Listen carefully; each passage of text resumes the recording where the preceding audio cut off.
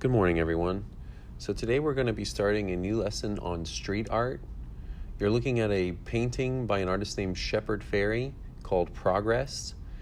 One of the characteristics of street art is that it tends to have a message and often it is political. Here's your student objectives. You will know the term street art. You will also know some important street artists. You're going to begin today creating a street art design using your name or a word of your choice.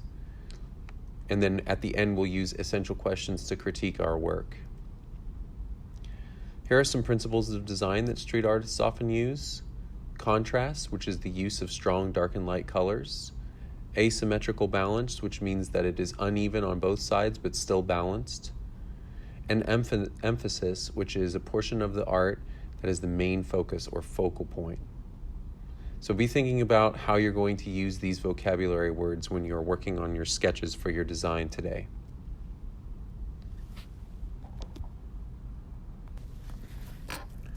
Graffiti to galleries. For today's artists, the street can be a launching pad to the art world.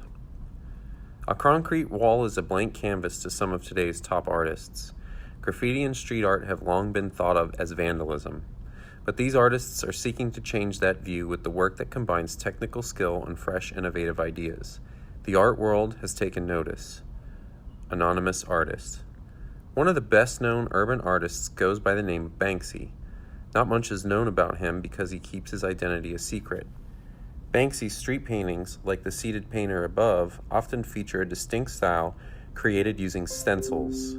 Stenciling speeds up painting time and helps the artist create hard edges, which can be difficult to do with freehand spray painting.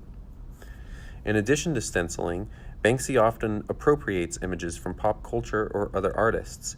In the case of Soldier with Spray Can, above to the right, Banksy altered an existing oil painting. Can you see what he changed? As a prank, the artist put on a disguise and hung the painting in the Brooklyn Museum in New York City. It hung in the museum for approximately 4 hours. Bringing the street indoors.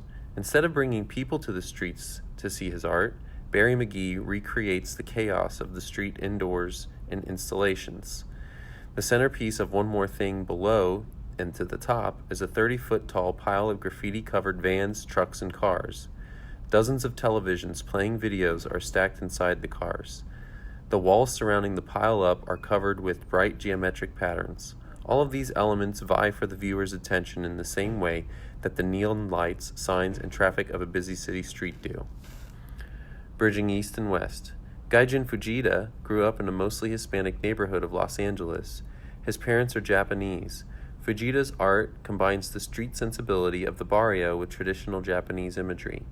In LA Land, below and to the bottom, Vegeta depicts the traditional bird and flowers behind the urban stylized lettering, often seen in street graffiti. The layering of images also reminds viewers that street art is not permanent. Urban artists often paint over one another's work.